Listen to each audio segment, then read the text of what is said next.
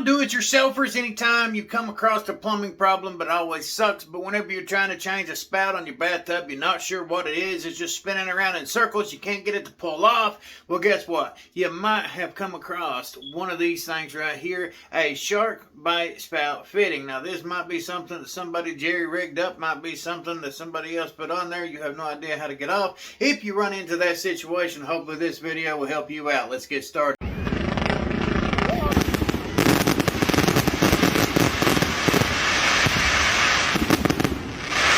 Alright, here's one of the most aggravating things you can run across right here. You got yourself a tub spout you're trying to change, and some of these are what they call slip-ons. Well, all the slip-ons that you'll look at probably ain't your typical slip-on. As you can see right there, and if you was to stick your finger back in there, you'd figure out this is a shark bite fitting on the back of this damn thing. There is no easy way to get to it without the tool, and if you have the tool, even then, you see that little taper right there?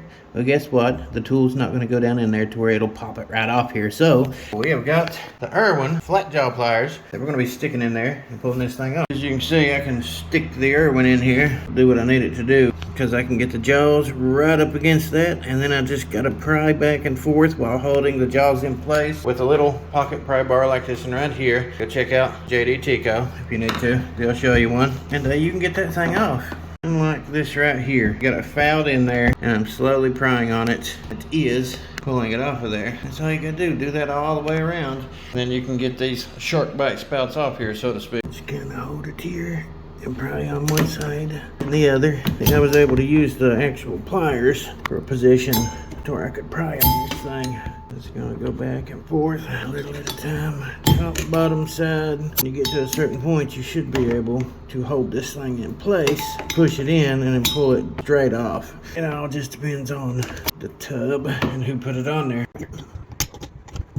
Position the pliers now that I got more room, because if I get all the way around it with the pliers, then we're being business there. Just the pliers to pinch down on it, twist this pry bar back and forth. Right there we go. Inside, whoever done that, they definitely could have done it differently, so now they just caused me more work because they didn't want to do the job right to begin with. Someone took a shark bite fitting, stuck it inside that on top of the copper, and then shoved it in place, and then left it for people like me to deal with. But the only tools that you absolutely need to do this kind of job, and that's if you got a little bit of give inside your panel here, going to be some Irwins or Knipex. Honestly, I think the Irwins are a little bit thinner, and a pocket pry bar. You're going to want to make sure this thing is deburred nice and smooth if you're going to put some type of slip fit spout back on there. Or get you a little sanding block. Once you get that thing nice and clean, you need to get yourself one of these universal tub spouts. This is 1075 series from Maintenance Warehouse Diverter Tub Spout. It tells you right there everything it fits. Pause the video if you'd like. Intended to basically fit any typical size pipe, and it even gives you option number C, which is what we're going to be using here today. You can easily slip it onto the 1/2-inch copper or PVC pipe. Make sure it gets snugged up against the wall, plus you'll be using an Allen wrench to tighten everything up and then putting it all together. And it's really quite that simple. The difficult part is taking apart this jerry-rig stuff. Now, this specific spout is manufactured by Delta. Delta is like top line stuff when it comes to these. And here's the kit. Gives you your different options depending on what you're working with. You know, here's your adapter, reducers, things like that. Different sizes for it to screw into. And of course, it adapts to this. This is what goes inside here, up inside here. But what we need is that little brass adapter right there. We went ahead and put our tape around the outside threads here. It does have a set screw in there. That's what you're going to lock in and tighten down on that copper. It's got a O-ring to seal the inside. It's got the O-ring on the outside. And right there's how it goes on. You can go ahead and thread it into this, and that O-ring on the outside will seal inside of here. We're going to go ahead and slide this in, screw it into there.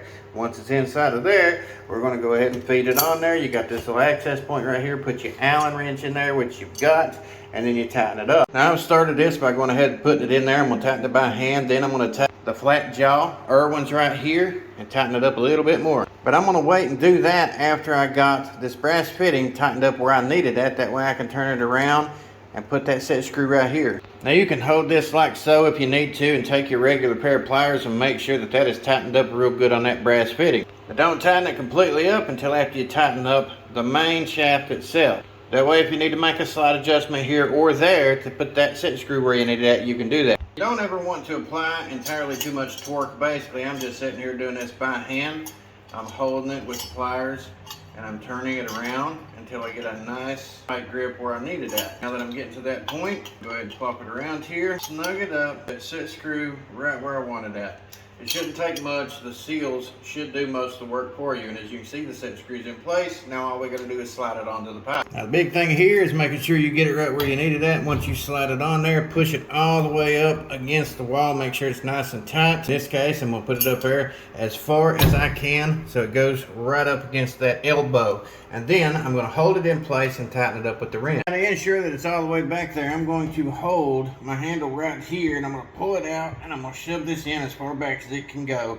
And once it's where I want it at, if it's staying there as far back as it can go, you simply keep it held in place, reach up there and tighten it up. In the ideal world, if you're someone who has the right kind of tools, you can definitely get yourself an Allen socket and then stick it on there. Get it in place, turn the spout around, have your ratchet there, and then tighten it up without having to take it out. If not, you can still stick your wrench in that little hole, turn the spout around and get that first turn. After that, you know, you might have to line it up a little bit, but you can get to it fairly easy to get it tightened up. I've got mine good and snug. I'm going to put my pliers on here and snug it just a little bit more. Make sure I got the torque that I need. Make sure it's in there tight. Pull on it, make sure it's not coming off there, not getting loose, anything like that. And then if it's ready, you simply test her out. Right there we go. There's no water coming out the back. You can test the shower head on it. Everything's good. Nothing leaking down here.